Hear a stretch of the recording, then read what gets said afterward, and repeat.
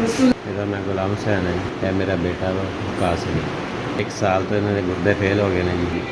ਅਸੀਂ ਜੀ ਦਿਹਾੜੀ 'ਚੋਂ ਆਏ ਹਾਂ ਜੀ। ਅਸੀਂ ਪਹਿਲੋਂ ਜਨਾਹ ਹੌਸਪੀਟਲ ਆਏ ਹਾਂ ਅਤੇ ਉੱਥੇ ਜੀ ਉਹਨਾਂ ਨੇ ਸਾਨੂੰ ਪੁੱਛਿਆ ਕਿ ਅਸੀਂ ਸੁਬਾਹ ਦੇ ਜ਼ਲੀਲ ਹੁੰਦੇ ਹਾਂ ਅਤੇ ਗੱਡੀਆਂ ਦੇ ਵਿੱਚ ਆਏ ਹਾਂ, ਕਿਰਾਇਆ ਭਰ ਕੇ ਲੈ ਕੇ ਆਏ ਹਾਂ, ਕਿਸੇ ਕੋਲੋਂ ਫੜਿਆ ਵਾ।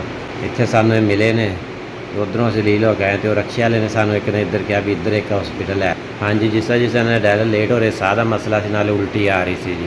हाँ जी, इतने पैसे नहीं है हमारे पास से कि प्राइवेट हम करा लेते का जी। रक्शे वाले ने लाया जी, इतने उनकी मेहरबानी तो डॉक्टर ने बगैर पुछे दसे तो मसलन हालत खराब सी इनकी जी। उन्होंने डायलिस से लाता, उन्होंने सुबह का धक्के खा रहे हैं जी।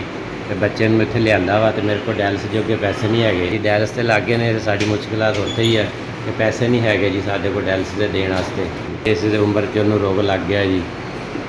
साढ़े कोल देने वास्ते पैसे नहीं है।